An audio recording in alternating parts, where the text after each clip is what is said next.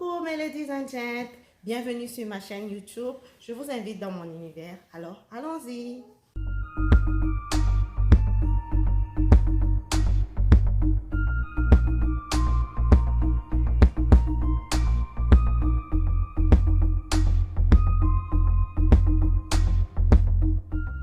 Je m'appelle Esther Flore, je suis chrétienne, mariée, mère de 4 enfants.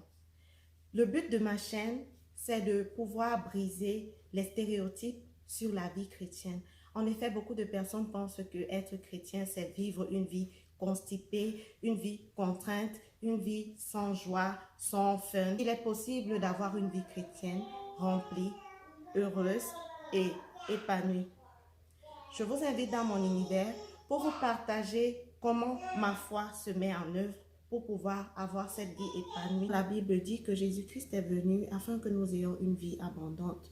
Pour moi, cela signifie que la vie chrétienne, c'est la vie qui produit de la joie en abondance. La vie chrétienne est pleine de joie, pleine de paix et surtout une paix qui n'est pas comme celle que le monde donne.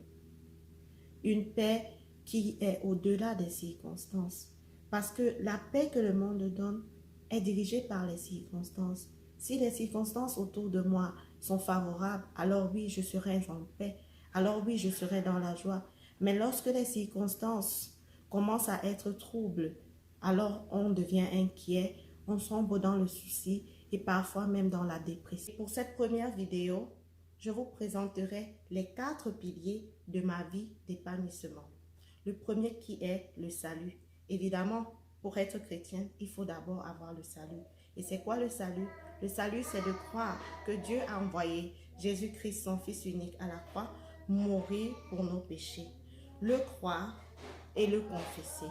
Et surtout, ça, c'est mon deuxième pilier, l'obéissance. Oui, le croire, le confesser et lui obéir. C'est ça.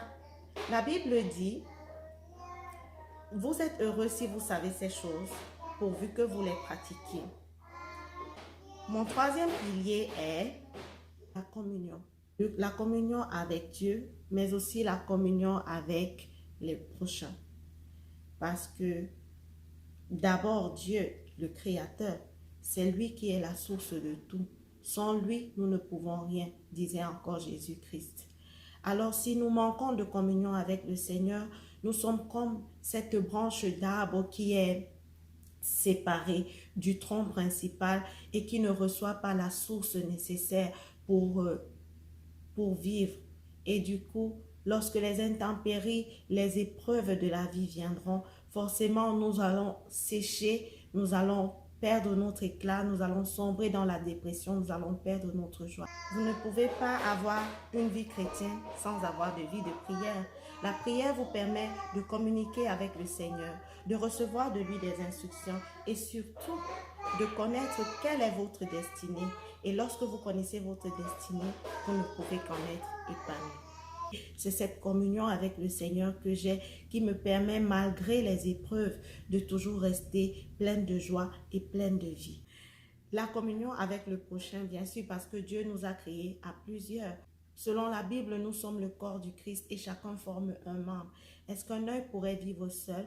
Non. Est-ce qu'un nez pourrait vivre seul? Non. Encore moins une main ou un pied. Alors nous sommes appelés à communier avec les autres, communier dans l'amour, communier dans le pardon, dans la paix.